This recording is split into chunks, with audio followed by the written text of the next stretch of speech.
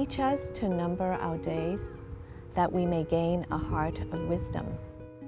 There are many beautiful psalms in the Bible, and the more I study them, the richer they become. However, there are a few that are especially meaningful to me, and Psalm 90 is one of them. Psalm 90 starts with, "Lord, you have been my dwelling place throughout all generations." I was blessed to have a wonderful grandmother who knew and loved the Lord. I have very fond childhood memories of walking to church with her while singing Christian songs. She was never ashamed of the gospel, and she would share the good news with anyone who would listen. Even though she did not live a long life, her godly influence continues to this day, to her fourth generation, her great-grandchildren knowing and loving God. There is one verse that is a constant reminder for me. Teach us to number our days, that we may gain a heart of wisdom.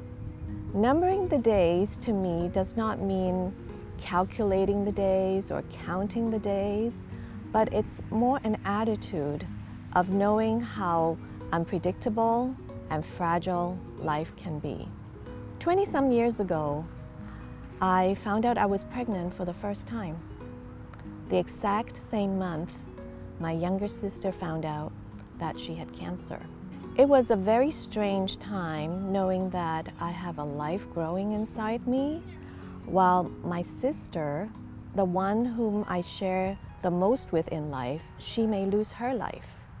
Also thinking about what it would be like to become a mother while watching my mom took care of my sister. It was a moment of this tension of trusting in the Lord, but also the human worry of how long do we have, and we don't really know. It was also a time before texts, emails, video chats, and long-distance phone calls were very expensive.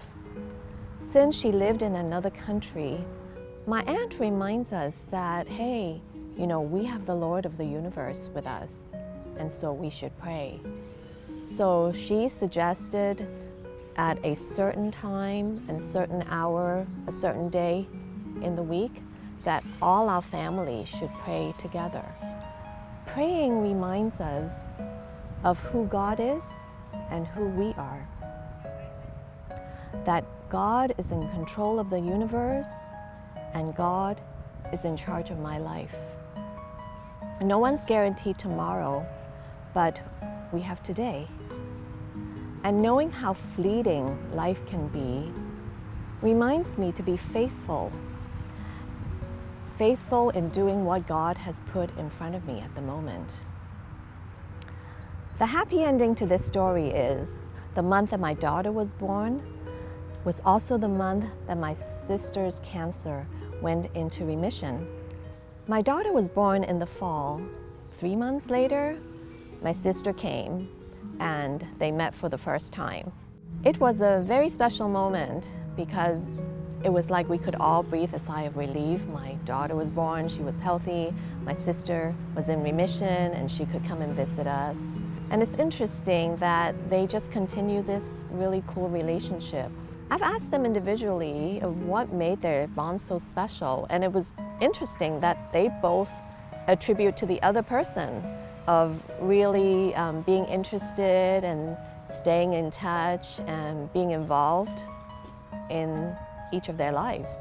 So both of them said they didn't really know, but it was the other person who continued to show interest.